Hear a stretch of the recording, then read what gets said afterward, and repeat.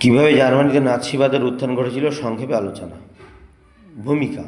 প্রথম বিশ্বযুদ্ধের পরবর্তীকালে হিটলারের নেতৃত্বে জার্মানিতে নাৎসি দলের উত্থান ও ক্ষমতা লাভের ঘটনায় জার্মানি ও ইউরোপের ইতিহাস ছিল এক গুরুত্বপূর্ণ দিকচিহ্ন, কারণ তার মাধ্যমে জার্মানিতে ভাইমার প্রজাতন্ত্রের অবসান ঘটে ও নাৎসিবাদের উত্থান ঘটে।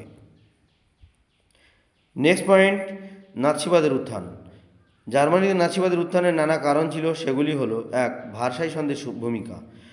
প্রথম বিশ্বযুদ্ধের পর মিত্রশক্তি জার্মানির ওপর অন্যায় ও বৈষম্যমূলক ভার্সাই সন্ধি চাপিয়ে দিলে জার্মানিতে ক্ষুব্ধ হয়, যা নাৎসিবাদের উত্থানের গুরুত্বপূর্ণ ভূমিকা নেয়।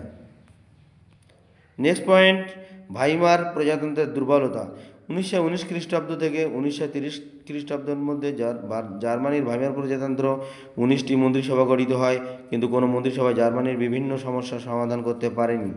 এই সুযোগে কাজে লাগিয়ে হিটলার নিজের ক্ষমতা ও বুদ্ধিশক্তি বৃদ্ধি করেন এবং নাৎসি দল প্রতিষ্ঠা করেন।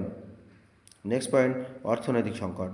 যুদ্ধ পরবর্তী জার্মানিতে প্রবল অর্থনৈতিক সংকট, দ্রব্যমূল্য বৃদ্ধি, খাদ্যাভ্যাস প্রভৃতি জটিল আকার ধারণ করে।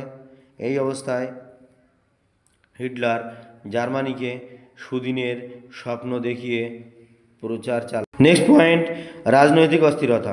ভার্সাই সন্ধির পরবর্তীকালে জার্মানিতে প্রবল রাজনৈতিক অস্থিরতা দেখা দেয়।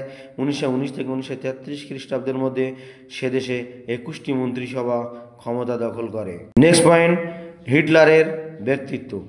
অসাধারণ বাগ্মী হিটলারের নাৎসিবাদে আকৃষ্ট হয়ে জার্মানির অসংখ্য মানুষ দলে দলে নাৎসি দলে যোগ দেয়, ফলে নাৎসি দলের সদস্য সংখ্যা ক্রমেই বাড়তে থাকে।